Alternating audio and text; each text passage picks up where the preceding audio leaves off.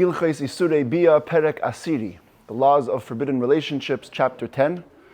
We're closing up the conversation about women who experience bleeding from the uterus.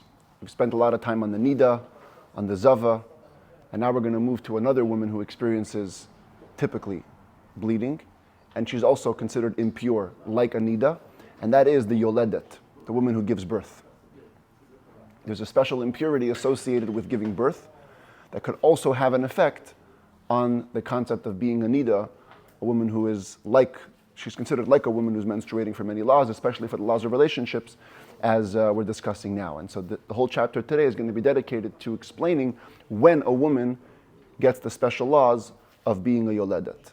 So in order to become very familiar with what the Rambam is going to discuss, let's take a look at the actual verses in the Torah, which discuss a woman giving birth. And that is in the book of Vayikra, in the beginning of the portion of Tazria, Vayidaber Hashem al Moshe lemor, Daber al bnei Yisrael lemor, speak to the Jewish people, tell them, Isha ki sazria, when a woman conceives, v'yolda zachar, and she gives birth to a male, v'tama shivas yamim kimei nidas devoisa titma. She is immediately impure for 7 days. That's the law of giving birth to a male. Uvayim hashmini yimal b'sar arla. Say, okay, of course, on the 8th day you give him a bris. And then the Torah gives a special pass. Ushleishim yoim ushleishas yamim teshev bidmei tahara. For 33 days, she gets to sit in what's called the blood of purity, which means any blood that she experiences during the next 33 days are completely considered to be pure. And nevertheless, she still shouldn't touch holy things, sacrificial meat, etc. And then we have the law of the female, the imnikeva seleid. If a woman gives birth to a girl, vitama shivuayim kinidasa. So everything is doubled. 2 weeks of impurity. V'shishim yom v'sheshes yamim teshev al demei tahara. And for 66 days, she sits on the pure blood. That's the typical law of a woman who gives birth, and here you can see it visualized in calendar terms. A woman gives birth to a male, 7 days automatically impure. She goes to the mikveh after the 7th day. From day 8 until day 40, she's good. Can she have relations? Yes, she can have relations even if she's actually bleeding, because any blood that comes during these days is pure. In the case of a girl, it's doubled. She gives birth to a girl here. For 14 days, she's impure, goes to the mikveh. From day 15 till day 80, she's considered to be pure. A big chunk of the chapter is going to deal with what if you can't identify if the fetus is a male or a female. Now, which way do you go? But it's not a fetus, it's a child, it's a born already. Yes, but I'm saying if when it's born, you can't determine. It's born early in the pregnancy. It's born prematurely, and you can't determine if it's a male or a female. So you're going to have to adopt the stringencies of both. But at that point, it's probably not a viable... No, of course not. Of course not. It's not a viable child. It's a miscarriage. But the question is, what does the woman give birth to? How do we treat her? Sometimes we're going to adopt both stringencies, which means we're going to give her 14 days of impurity, but only till day 40 for the pass, assuming both male and female stringencies. Sometimes we won't even consider it a birth at all, and her regular cycle of 7-11 days will continue. So that's where we're heading, and let's begin the chapter. Halacha Aleph. Kol yeledes. Every woman who gives birth, tmeya kanida, is immediately impure like a nida, like a menstruating woman. Va'afal pisha lo yira'as adam, even if she doesn't experience uterine bleeding. So I misspoke a little earlier when I said that she also experiences bleeding, not necessarily. Even if there's no blood during the birth, it's a dry birth, nevertheless, she's impure like a nida. Ve'echad hayeledes chai oy meis oy afilu neifel. Whether a woman gives birth to a totally viable child, or to a stillborn, or even it's a miscarriage earlier in the pregnancy. Im zachar yesheves lezachar. We check what it is. If it's a male child, again, whether alive or dead, she sits. That means she's under the laws of the male, which I showed you on the screen before. V'im nikeva yesheves linikeva. If it's a female, she sits. She's governed by the laws of a female. V'hu shetigamer tzurasai. However, there is one condition. The form of the child needs to be somewhat complete. When do we consider the form of a child to be complete? Ve'ein suras havlad nigmeres lepaches me'arbayim yom. The form of the child never is complete at less than 40 days into the pregnancy, which is usually counted from the last relations. Echad hazachar ve'echad hanekeva, both for a male child and a female child, we must have at least 40 days, must have passed from the last relations to consider it tzuraton nigmeret, a complete form. Halacha Beis, therefore, were a woman to miscarry during the first 40 days after her last relations, she's not considered to be impure by virtue of birth. Even on day 40. It's got to be after day 40. If she miscarries on day 41 after the relations, that's the earliest point we can consider her to be a proper birthing woman. Now, does it mean that she's 41 days pregnant? Not necessarily. Many times after the relations, it takes some time. It's not immediately that day she becomes pregnant. But nevertheless, since it's possible that she became pregnant 41 days ago, at this point, we consider her a doubtful birthing woman. V'teishev, and watch what happens to her. Because, of course, at day 41, you're not going to be able to tell if it's male or female, and you're not even sure if it's a birth to begin with, because you're not even sure that she's 40 days pregnant. V'teishev l'zachar, v'linekeva, ulenida. We have to treat her with all the stringencies, as if she gave birth to a male, as if she gave birth to a female, and as if she didn't give birth at all, and she's just experiencing regular menstrual blood, which then will depend on her nida calendar. Either she's in the 7 days or the 11 days of Ziva, because women always kept track of that. The Rambam will, at the end of the chapter, explain what it means practically to be governed by the laws of a male, female, and a nida.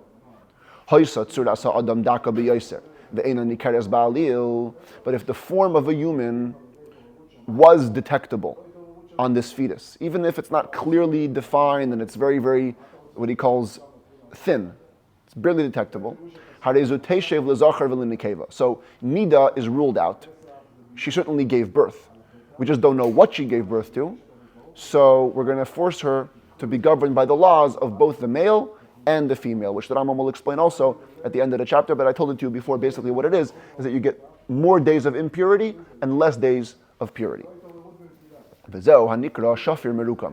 This type of fetus is called, in halachic literature, a developed embryo. Shafir is embryo, merukam already has some kind of a shape. And the Rambam defines it more. The Rambam, of course, was a doctor. He had close-up experience with this stuff. Ezehu shafir merukam, what is considered to be a developed embryo? Says the Rambam, you should know, tchilas b'riyaseh shel adam. At the beginning of formation of man, gufay ka'adasha. The entire body, the entire fetus, is the size of a lentil bean. Shtei einav ki shtei tipei zvuv meruchak zu mizu. Its two eyes are like two eyes of a fly, a little bit distant from each other. That's how small they are. Shnei chatamav ki shtei tipei zvuv mekurav zu lezu. Its two nostrils are like two drops, two eyes of a fly, close to each other. That's all you have for the eyes and for the nose. Piv pasuach kechut hasayra. Its mouth is open just a hair's breadth. V'chituch yadayim v'raglayim ein lay, and it has no cut up, in other words, no shape of hands and feet yet. Of course, at this point, you cannot see hands and feet. At that point, it's already certain that it's a human. If a woman discharges this, we don't even consider the possibility of nida. We just say, treat it as a male and a female for stringency. If the form of the embryo takes more clear shape than this, but you still can't tell between a boy and a girl. You don't know for sure what it is.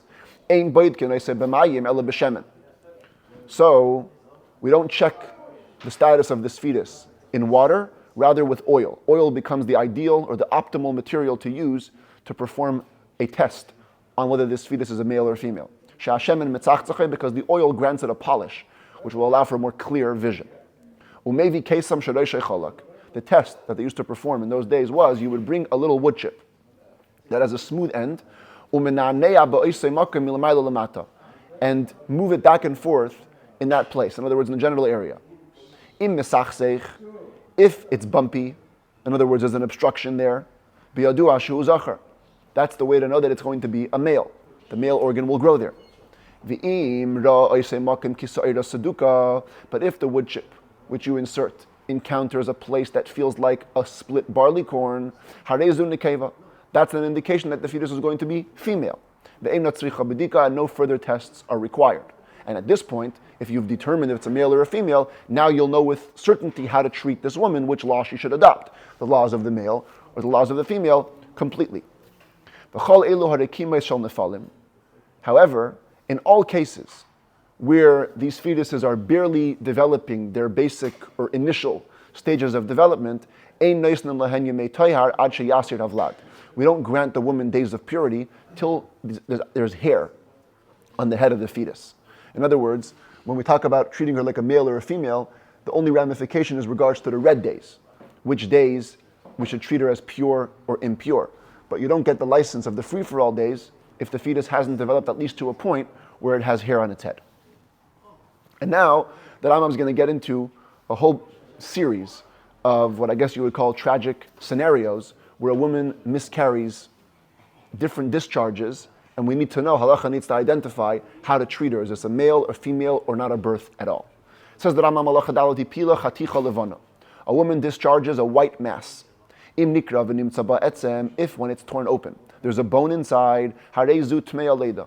She is impure as a birthing woman. We assume there was a fetus here which got crushed due to outside circumstances. The bone is the revealing aspect that tells you that there was a fetus here.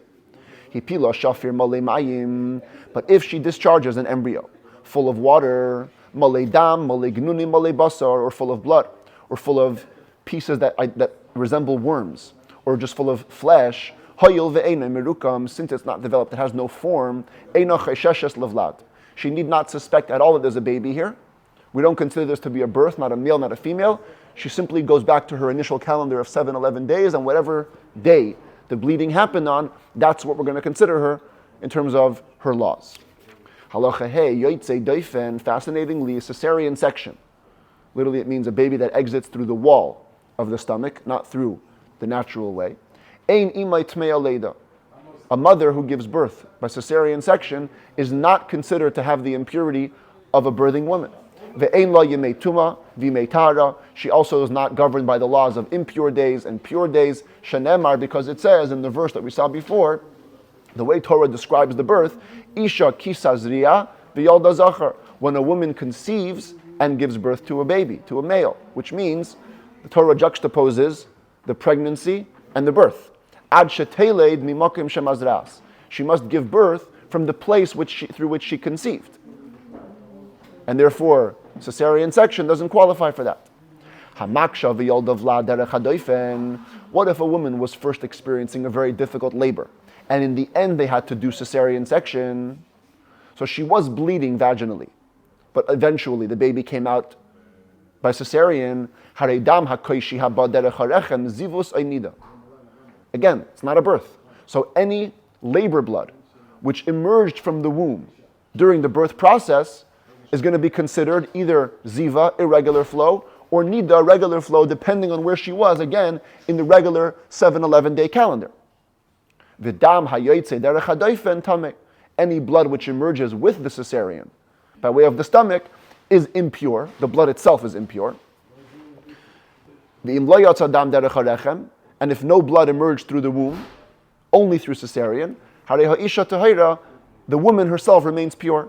Afal pisha hadam sheyatza midafna tameh. Even though the blood itself that came out of the wall, came out of the cesarean, is impure, the woman remains pure. She has no impure status. She'ein ha'isha tmeya ad sheyetze madve derech ervasa. We learn from the Torah, a woman only becomes impure if the blood emerges in a flow from her genital area, not through any other place. Halacha vav nechta chavlad b'mei'eha v'yotza ever ever. If the fetus was cut up in her uterus and it emerged limb by limb, bein sheyotza al seder ha'ivarim, whether it emerged in order, bein sheyotza haregel v'achareha hashoik v'achareha hayarich, first the foot came out, then the calf, then the thigh, bein sheyotza shalei ala seder, or it came out of order, eina tmei leda ad sheyetze rubai. The woman is not impure on account of birthing unless the majority of a fetus emerges at once, or in total. In other words, till most of the fetus comes out, that's when she's considered impure. If the entire head of the fetus emerged intact as one, that's considered to be like a majority of the fetus has exited, and at that point she is impure on account of giving birth. But if the baby was not cut up, it simply emerged as a regular natural birth, the moment most of the forehead of the baby emerges, it's considered to be born, even though afterwards the doctors, for whatever reason, decided the woman's life is in danger, they had to abort, in the sense, they had to cut up the fetus. But the emergence of the forehead retroactively already considers the woman to have given birth and puts her under all the laws of impurity of a birthing woman. Do that even if the head is out? It seems like it. Sometimes. I don't know, because you're right. Typically, halacha says that once most of the forehead is out, it's now a life for a life and you can't interfere. So maybe it doesn't mean the doctors did it. Maybe it means it just happened. Something happened to the baby and it came apart. But it was on course for a natural delivery, and then circumstances happened. Then we look back and we say, since most of the forehead emerged, she's already impure on account of birth. Halacha Zayin. Hoitzi ha'ubar es yadei v'hechazira. If the fetus only stuck out its hand and then took it back in. This scenario plays out in the Torah a couple of times. Peretz and Zerach, Yehuda's grandchildren, there was Yehuda's children actually. There was one of them put out his hand and put it back in, right? So the Torah says, "Imay tmei aleida midivrei seifrim." Rabbinically, she's considered to be already have given birth and she's impure. Ve'ein la yemei tayar, but of course, she cannot get days of purity ad sheyetzi havlad kula yerubai kamei shamarnu, unless most or all of the fetus emerges, as we just said. Halacha ches. Hamapeles kimin behema chaya oif. A woman discharges a fetus which looks like an animal, beast, or bird. Im hayupanav kipnei adam, so long as its face was the face of a human, harei vlad, it's considered a baby. Im zachar teshav l'zachar, v'im nekeva teshav l'nekeva, and we examine it. If it's male, the woman is governed by the laws of a male. Female, female. V'im einei nikar ben zachar l'nekeva, if it's not recognizable what it is, male or female, teshav l'zachar v'l'nekeva. We adopt the stringencies of both. She should be governed by the laws of birthing a male and a female together. Again, we only pay attention to the face, even if most of the rest of the body is similar to an animal, beast, or bird. Doesn't have a human form. But if the face doesn't have the face of a human, even if the rest of the body is completely human, its hands and feet are the hands and feet of a human, and you can see if it's a male or a female, it's not a baby. Its mother is not impure on account of birth because it needs to be a human face. And now that Rambam defines what's a human face. What qualifies as the form of a human face? 5 parts. The forehead, it's meitzach. Gvinin is the eyebrows. Einayim is the eyes. Lesoses is the cheeks. Gabes hazakan, as explained by the commentaries, is the contours of the jaw. The way the face kind of comes down at the bottom needs to all be kitzuras adam. All of those 5 elements have to look human. But the regular, the mouth, the ears, and the nose, even if they have the shape of an animal's nose, ears, or mouth, vlad, that qualifies as a baby. The general form, the eyes, the cheeks, and the jaw needs to be human. Halacha yud, hamapeles demus nachash. If a woman discharges a mass that looks like a snake, imay tmei aleida, the mother is considered to be impure as a birthing woman, because the eye of a snake is round in the way that a human eye is round, and therefore it resembles somewhat of a human. If a woman discharges a fetus, the form of a human, but it has wings, in other words, extra pieces of flesh on its back that resemble wings, the mother is considered to be impure. It's like a regular birth. If she gives birth to a one-eyed or a one-thighed creature, if the one eye or the one thigh were on the side of the face or the body, we treat it like a half a human, and therefore she's impure as a birthing woman. But if it's in the middle, it's not a human creature, that's another type of creature. The mother is pure because this is a different type of creation. This is not natural. A baby is born with its esophagus blocked, the food pipe. Or from its belly down, it's just a blob. There's no clear definition of the limbs. Or its skull is just stuffed, not formed. Or its face looks like it's punched in and doesn't have the form of a face. Or it has two backs and two backbones, two spinal cords. Or a woman miscarries a head, but a head that looks complete, not cut. Or a full hand, it's not cut, just a full hand. All such miscarriages are not considered babies. The mother is not considered to be impure on account of birth. But if the woman miscarries a hand or a foot that looks like it was cut, we have to assume that it came from a full fetus, and we take it into account when combining to most of its limbs. In other words, if more limbs will emerge from the uterus, we can count that towards reaching the majority and then saying that there's a fetus here. Halacha Yud Beis says the Rambam pe'amim. There are times when we observe scientifically yikpeh mishar hadamim shenoitzer mehem ha'adam chaticha. Not all the materials in the woman's uterus that were supposed to form into a baby end up becoming the fetus. There are some of the bloods, the Rambam calls them, or the fluids, left over, and they form into a mass, k'may l'shayin hashar, which takes the form of an ox's tongue. And when this happens, this tongue, this mass, sticks itself around part of the fetus. Sandal. In halachic literature, it's called the sandal. The principle is, the sandal cannot be formed unless there's also a baby. That means part of the fluids turned into a fetus, and the rest turned into the sandal. If it's just a mass, that's all there is, with no baby, then that's not called a sandal. Sandal has a very specific definition. It's the mass that attaches itself to a fetus. Says the Rambam, most fetuses, thank God, are normal pregnancies, they don't have this sandal. But some of them do. In addition to that, now sometimes a pregnant woman will experience a blow to her stomach, and the fetus itself will be destroyed and take on the shape of the sandal. Sometimes when this baby turns into the sandal, in other words, it's destroyed, it's effaced, it will still have a basic facial form. Sometimes the fetus will dry up, so to speak, it'll lose its life and completely change forms. All the fluids will freeze around it, till no facial form is recognizable. So now, if we from the outside are observing such a sandal, we must take into account all possibilities.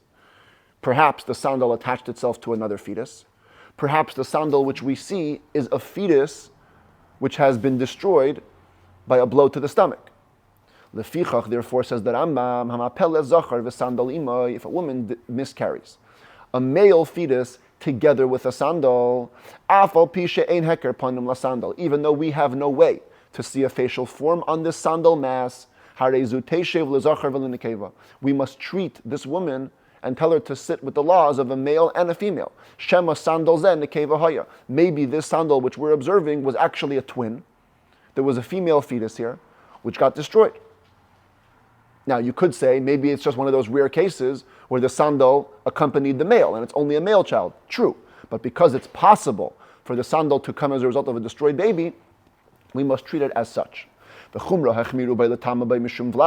is the Rambam acknowledges this is a stringency that the sages made to impurify this woman on account of a baby, even though there's no facial form. Since anyway there's a second baby, or the male that we observe, and she's anyway impure on account of birthing that male, so the fact that there's now a sandal is more leeway for us to be more strict and say, you know what, maybe there was a female here, and adopt those stringencies. Says the Rambam Malacha Yud Gimel HaChoiseles Ha'ava. There is a thick bag. That's what it literally means, but I guess we'll call it a membrane. Shehi Kemoi Chemes. It's like a flask. Shebesoicha Noitzar Havlad, in which the baby is created. Vehi Makefes Oisoi Ve'es HaSandal Im Haya Imay Sandal. This bag will surround the baby and the sandal if there is one. Which when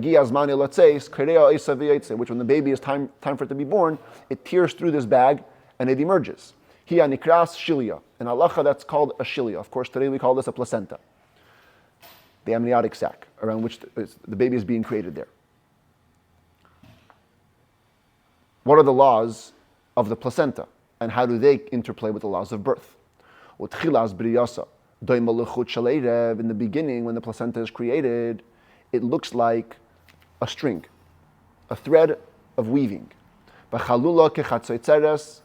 hollow like a trumpet. And it's as thick, in other words, it's the membrane itself is as thick as the gizzard of a chicken. There is no placenta smaller than a tefach, than a handbreadth. What is the law of the placenta? If a woman miscarries only a placenta, we must give her the stringency of birthing both a male and a female. Not because a placenta is a baby. Rather, the sages had a tradition, there's no such thing as a placenta without a fetus. So if she discharged a placenta, there certainly was a fetus, which we're not seeing for whatever reason, either it got dissolved, disintegrated, whatever it is, but somewhere there was a fetus and she's impure on account of that. If she discharges a fetus and then discharges a placenta, we suspect that the placenta is a separate birth. It's coming from a second fetus. We don't say this is the placenta of the miscarried fetus. We only attribute a placenta to an already born fetus if the already born fetus was a viable child. Not in the case of a miscarriage. Therefore, if a woman indeed gave birth to a viable child and later on discharged the placenta, even after 23 days, which is the maximum time in the sages' understanding that a placenta can be related to a previous birth, we attribute the placenta to the original baby because the baby was viable. And we don't suspect for another baby. Because it was the original baby which tore open the placenta and then emerged. But if it's a miscarriage, no. Then we have to worry that the other placenta is another fetus. Halacha tezva. What if it was the other way around? A woman discharges a placenta and then a viable child. We must suspect that the placenta was surrounding a second baby. We cannot attribute the placenta that came first to a baby which comes after. That's unnatural. The placenta always emerges after the baby, not before the baby. If this placenta, which we're talking about, emerged over the course of 2 days, partially on day 1 and partially on day 2, we count her impurity days, right? Every woman after birthing has impurity days. We count the days of impurity from day 1. But the days of purity will only begin on day 2. Lahachmir, to be stringent.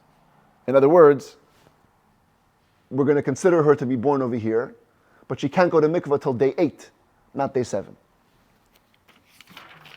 Halacha tezayin. A woman discharges something which looks like an animal, beast, or bird with a placenta attached to it. Here there's no need to worry that the placenta was coming from another human fetus. This is the placenta from this animal-looking form. But if it's not tied to it, then indeed we do attach the stringency of 2 babies. Because I can say, perhaps there was a fetus in this placenta which disintegrated. And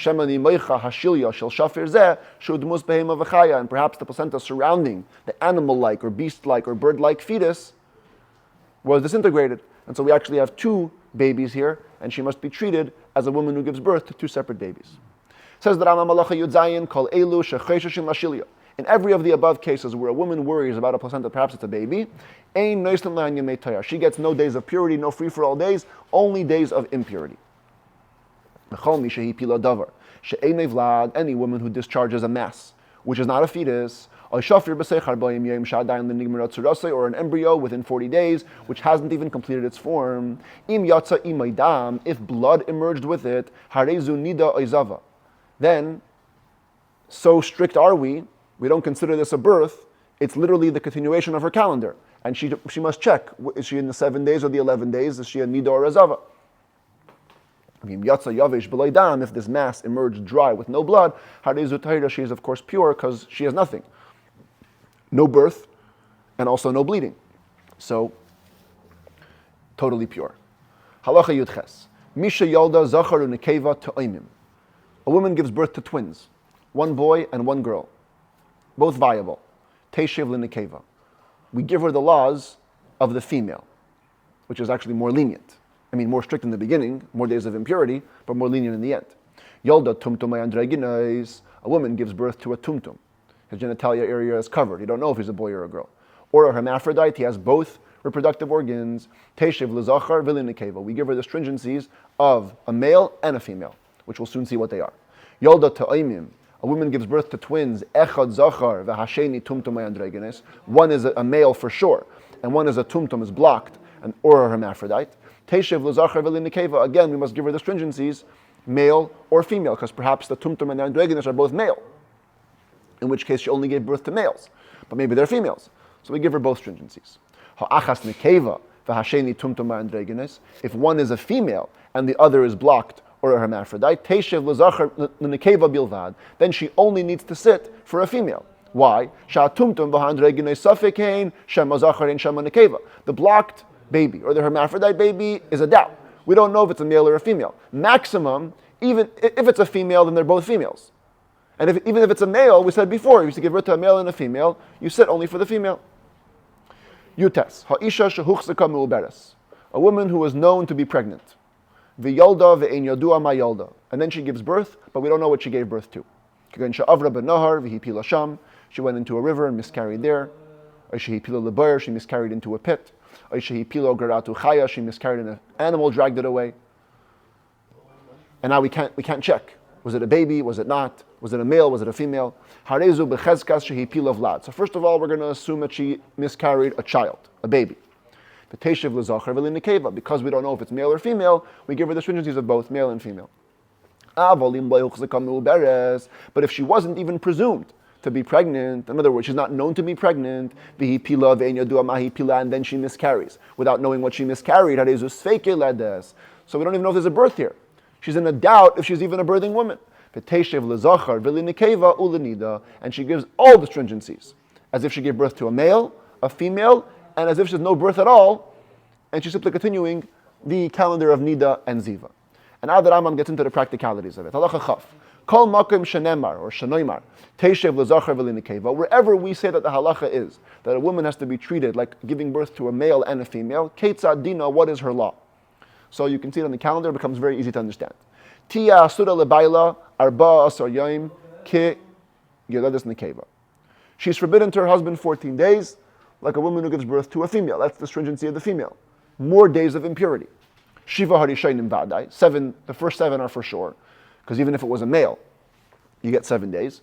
The second 7 are in a doubt. We only give her days of purity till day 40, like a woman who gives birth to a male. And therefore, if she were to see blood after 40 till 80, we can't give it the status of purity. Had we known that it's a female, we go all the way to 80. But now that we're not sure, so we stop at 40, and any blood which she sees from day 40 and on till 80, we cannot consider it to be pure blood. It's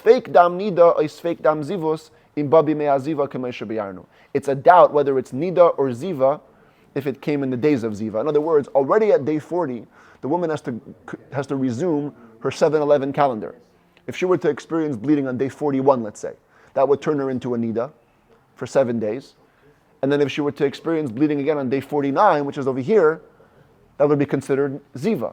But only out of doubt, because maybe she's really given birth to a female and still in the middle of the green days. Well, we won't treat it that way, but we can only treat the blood as a nida or ziva blood out of doubt. Similarly, if a woman were to see blood only on day 81 with no further days, she's in doubt whether she's a nida, because the first blood that a woman experiences after the pure days makes her into a nida.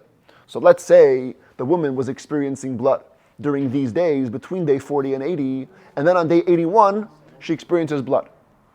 So if you're going to treat that the end of the calendar ends by day 40, so she'll have to begin her 7-11 calendar whenever she begins to bleed the first time, and day 81, we'll just see where it is, nida or ziva. But because we're treating her stringently, that maybe she gave birth to a female, so at this point, if she bleeds on day 81, we have to say, maybe it was indeed a female. And your 80 days just finished now, and now the first blood which you see is really nida blood, and forget the 7-11 calendar if it started at all.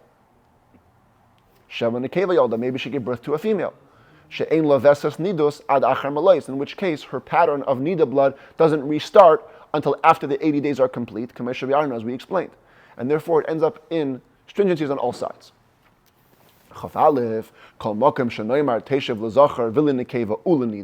What if we said in this chapter that you give her 3 stringencies, like a male, female, and a nida, in other words, as though there's no birth at all? Ketzad dina, what is her law? Tia sura lebayla arba sar yom ki yoldas nekeva. So first of all, the easy stringency is 14 days of impurity, because maybe it was a female. In addition to that, it may be a female. She may therefore have 80 days of fast, and if she bleeds over here on day 81, we're going to consider that to be the beginning of a new nida cycle. But the truth is so too, if she sees blood on day 41, perhaps she gave birth to a male, and perhaps here her nida cycle begins. Even if she saw blood 7 days before, day 34, which should technically, if she hadn't given birth, that would be considered the beginning of her nida cycle. And day 41 would be considered the beginning of her ziva cycle, as per the 7-11 calendar. Nevertheless, harezus fake nida, we're going to consider it to be a nida, because we're going to say maybe you gave birth to a male, in which case you had 40 days of fast, and the blood on day 41 is the beginning of a nida cycle. And we're going to forbid her to her husband till day 48, regular 7 days of nida, like a woman who gives birth to a male. However, in this case, because the woman has to incorporate the possibility that perhaps she never gave birth at all, she doesn't get any free pass days, practically speaking. We calculate them for the stringency, but she gets no green days. Kenida, like a regular menstruating woman. In this respect, she's like somebody who never gave birth. And therefore, the earliest blood which she sees should consider her to be impure, and so she gets no green days. And any blood which she cites from the day of the miscarriage till 80 days, which would be the maximum time for a female, she still must keep track of her 7-11 calendar as though she never gave birth, and see if it came in the days of nida, harezus fake nida, if it came in nida days, she's a nida, at least out of doubt, beginning from after the 7 days of impurity after birth. If it comes in the ziva days, in the 11 blue days, harezus fake zava, she's in doubt whether she's a zava. Because throughout all the days of the 80 days after a birth, no established pattern can be established. Although we're not sure that she even gave birth, but we must adopt that stringency for this area.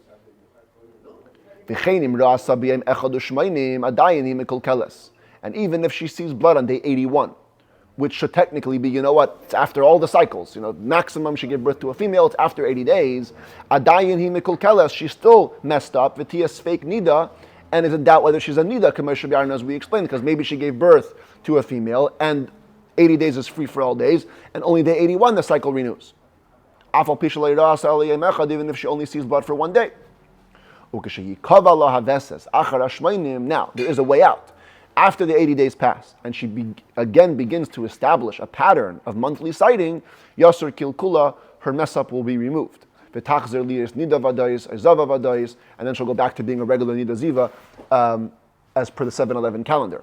But that can only happen after 80 days pass. Anything which happens during the 80 days are treated with all the possible stringencies and put her under all the possible doubts.